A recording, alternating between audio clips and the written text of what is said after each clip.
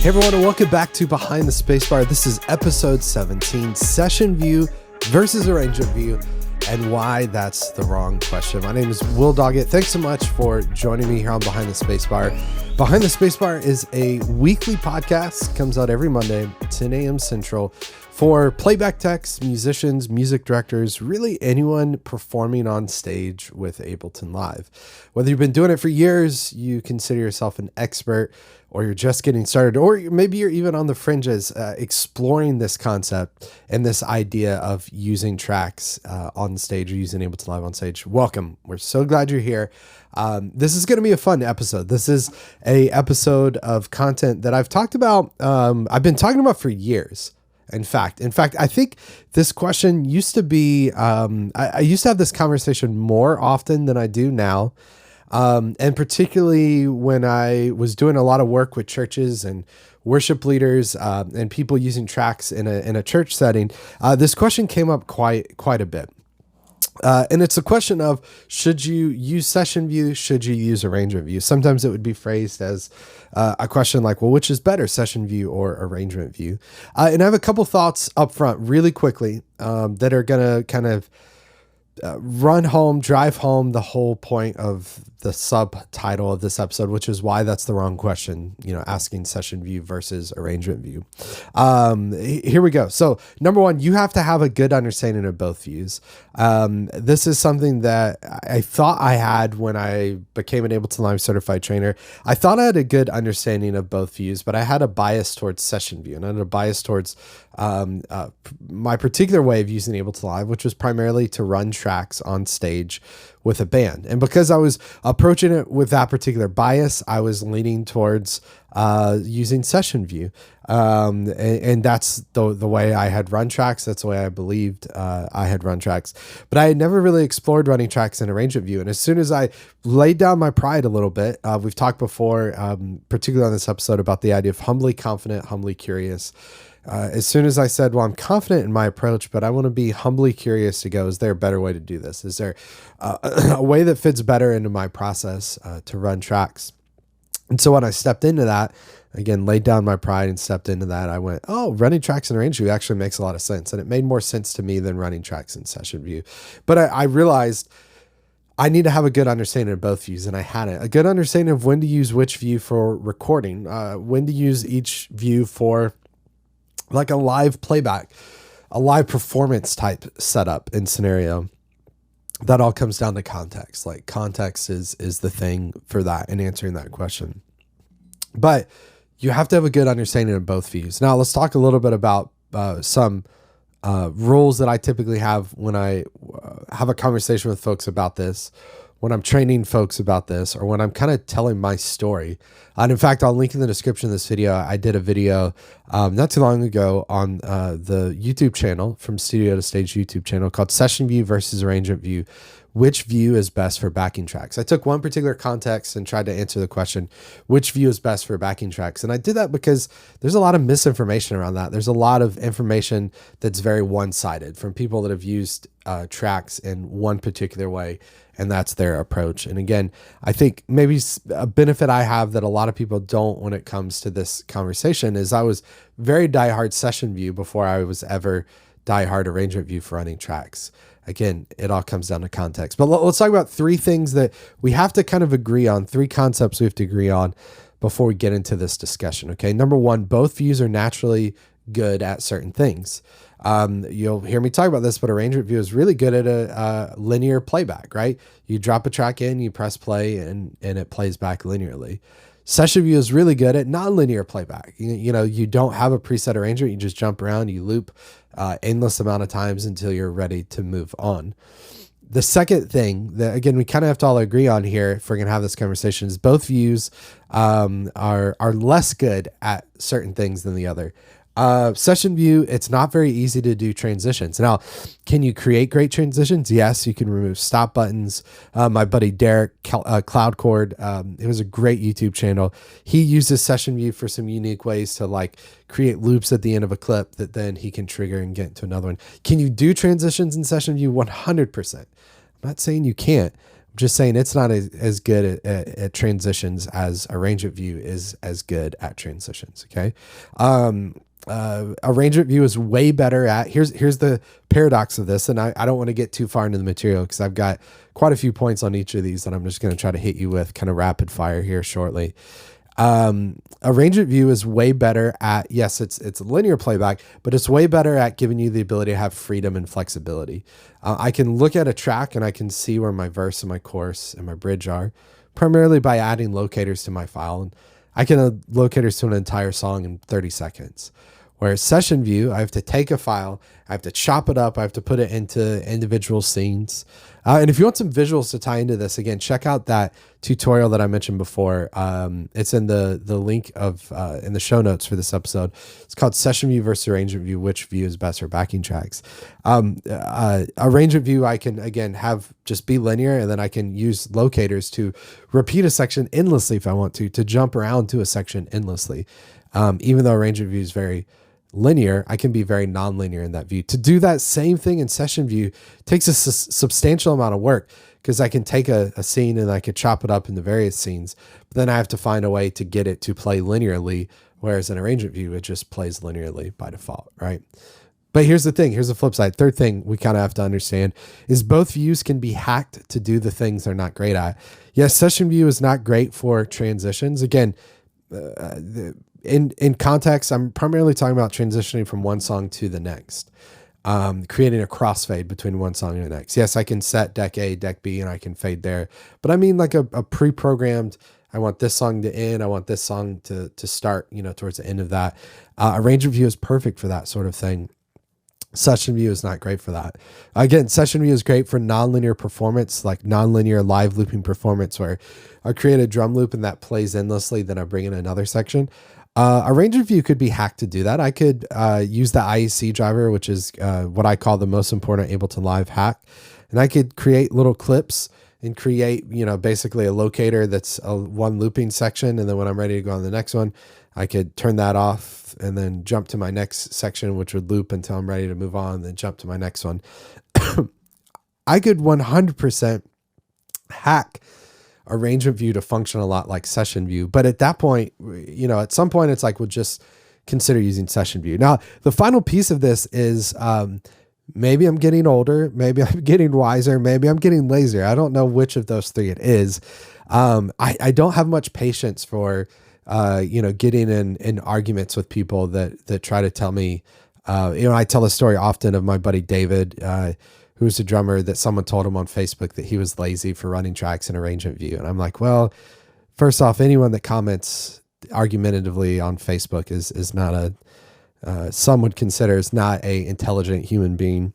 I'm not gonna say I would say that, but I'm just saying some folks have been known to think these things. But like, I just don't have patience for that. Like, if that's your perspective, then that's great, man. Like, you run tracks in session view and you do you, and you live a long, unhappy life and waste lots of time. And I'm just picking now, but again, it's like, it ultimately doesn't matter. But I think it is just important to know both views are naturally better at some things than other things. Both views are worse at some things than the other view. And ultimately, both views can be hacked to do things they're not naturally great at. So you kind of want to consider all those things. Again, for me, it all comes down to context. It all comes down to understanding stuff. So let's talk about some general principles here. I always say this episode won't be that long. Knock on cheap particle board. We'll see if we hold true to that. But I want to hit you with a couple general principles. If you got a cup of coffee, now's the time to take a sip of coffee. So I'm drinking a little my Starbucks Texas mug here. Take a sip of freshly brewed hot coffee. Oh yeah, that's good. Feels good on the allergy-ridden vocal cords there. So let's hit this. I've broken this up into some general principles, thoughts about session view, some general principles, thoughts about arrangement view. And we'll be out of here, and I don't want to assign a time because as soon as I assign a time, it'll be at least 3 times that long. But okay, let's hit this off. General principles. Session view is great for non-linear, and let me even caveat that, non-linear looping performances. So what I mean by that is you step on stage, you are not necessarily doing a preset structure. You're just going to step on stage and play a certain progression for an unlimited amount of times until you're ready to move on to the next thing. That's what I mean by live looping. You know, I've got a progression, boom, boom, boom, boom, boom, boom, boom, boom, boom, boom, boom, right? And then it's like, I almost think of a guitar player, like I'm playing that bass line, and then I hit a button, doom, doom, doom, doom, doom, doom, doom, doom, doom, right? And then that loops. And then on top of that, then you have your acoustic guitar, you play your drum loop thing, and then that loops, right? Once I captured that loop, or maybe it's even a pre-recorded drum loop. This is how, one of the ways I used to run tracks is I would have, at the time I sold something called elements, and I would have just an element that's like a 1-2 measure thing that's just going to loop endlessly. It's maybe a shaker, a tambourine, a washy drum loop, but that's just going to go over and over and over and over again. And then I would just bring different elements in and out based on the song. I did not step on stage and say, for the intro, I want 2 measures of click, and then I want this to come in, then I want it to come out, this to come in, that to come out. If you know that already, and you know that structure, to me, session view doesn't make tons of sense in that capacity, because that's a linear thing. We've kind of got something figured out, but a non-linear thing of, hey, we're going to step on stage, we're going to trigger a click track, we're going to bring in this washy drum loop, and then we'll do our live looping guitar thing that every solo artist thinks they're really good at, that only a few are good at. We would do that sort of thing. Session view is really great for those sorts of things. It's great for just kind of loops, you know, of again, not necessarily song structure. It's really great at just loops. I step on stage, loop a progression, kind of like a jam band style thing almost, you know, like here's progression A, then we go to B, and then C, then we go back to the head and play that part. Session view is great if you don't need, let's talk about running tracks just for a moment here. We'll talk about some principles regarding recording. When it comes to running tracks, session view is great for running tracks if you don't need freedom and flexibility when using tracks. If you just want to drag in stems, it works pretty well for that. I say great, I would say pretty well. I tell people 99.9% of the time you should be running tracks in arrangement view because it's a very linear thing. But if you don't need freedom and flexibility when using tracks, then yeah, session view is not bad. You just launch a scene, you press play. If you already get off click, you just kill it and you move on. If you're okay with that, then great, please do that. Session view is great if you need to rearrange your song order really easily. And by that, I mean the order of your songs in your set. If you want to take song 3 and suddenly make it song 1, song 4 be song 2. Session view is great because you just click on your scene, you drag it up and down kind of as needed. It's really good for that. Let's talk about recording, kind of wrap up our session view segment here. Session view is great for songwriting to quickly capture ideas. Again, I've used session view like this just when I'm in an environment, just for me personally, when I'm just trying to capture an idea. Arrangement view feels, when in the context of recording, arrangement view feels a little more permanent to me. Now I can still undo, I can still edit, I can still comp, I can do things that are non-destructive and do some good edits. But arrangement view to me feels a little like the final step. Like I'm walking into the studio, there's pressure to nail it, to get it right.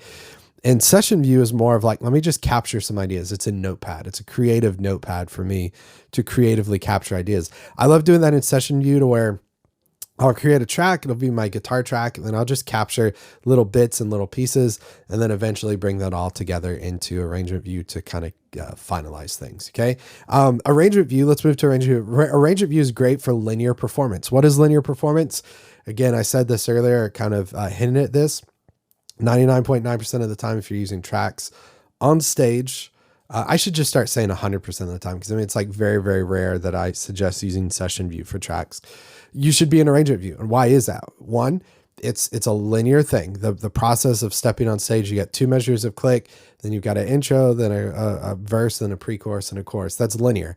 You want to press play and you want that to play through without you having to interact with it, without you having to do math to figure out how to get it to go to the next song section.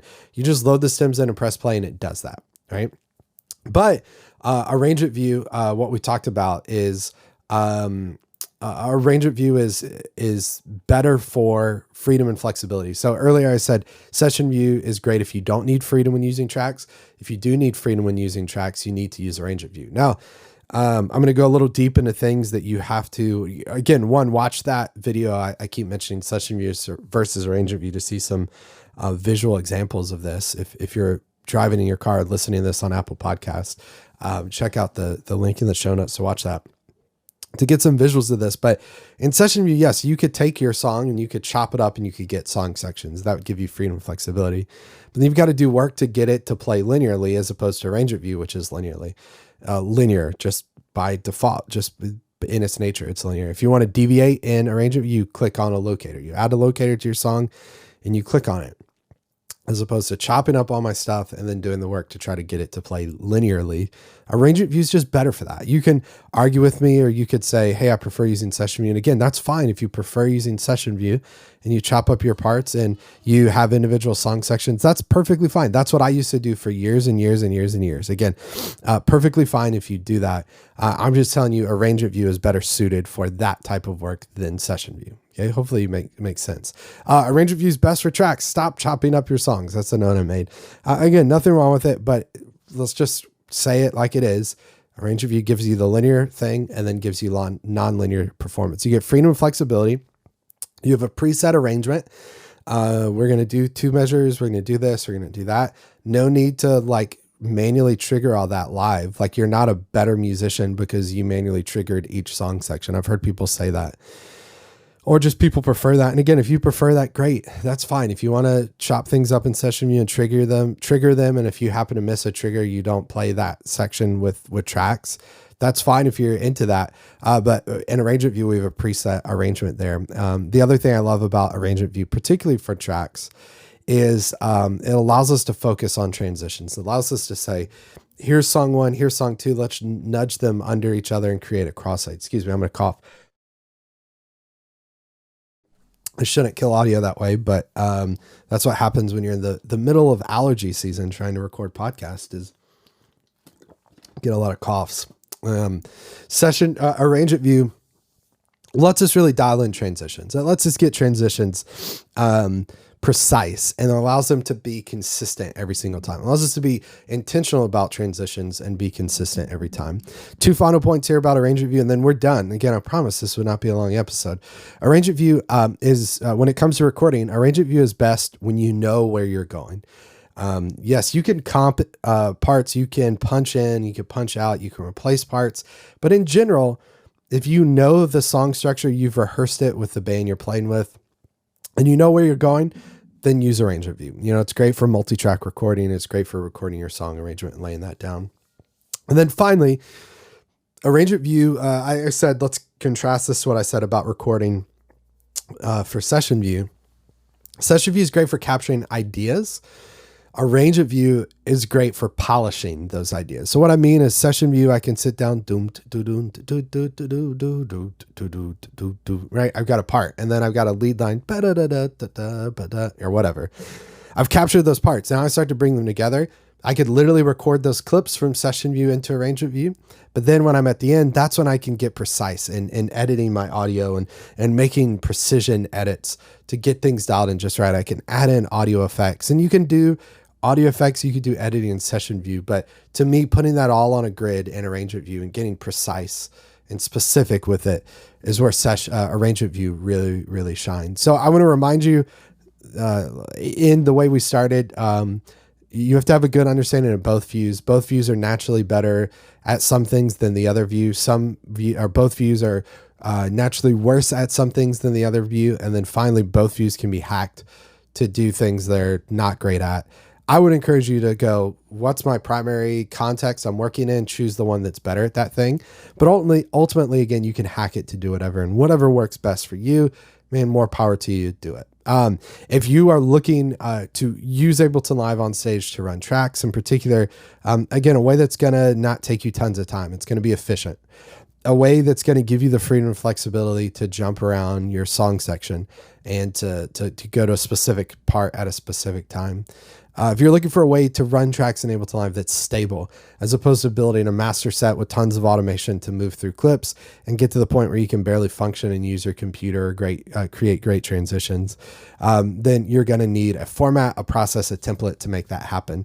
I want to make this easy for you though. So I put together my free tracks template that you can download that's going to get you heading down the right path. Now, if you want more, you want further info, you can become a From Studio Stage student, but I want to encourage you just right now, download the free tracks template, start there, check out the free tutorials I have, and I'll email you all of this and walk you through all of it.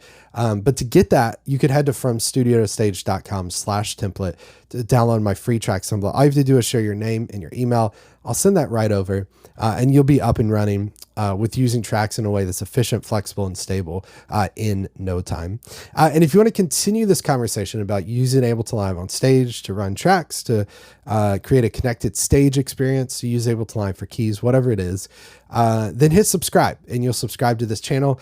I would suggest you hit the bell icon so that you're notified, and I post a new video every single day.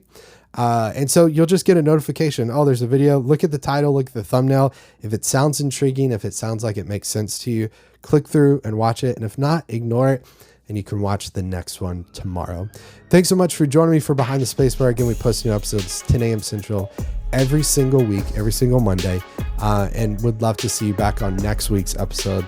Next week's going to be really fun. I'm going to give some tips and tricks on how to get started as an Ableton Live consultant or trainer. It's a bit of a selfish episode because it's going to try to answer some questions that I answer often, and I can just send people the episode. So selfishly for me, but I think you're going to get a lot out of it. But again, to see that, make sure you hit subscribe, turn on the bell icon. We'll see you on the next one, everybody. Take care. Have a great week. Bye.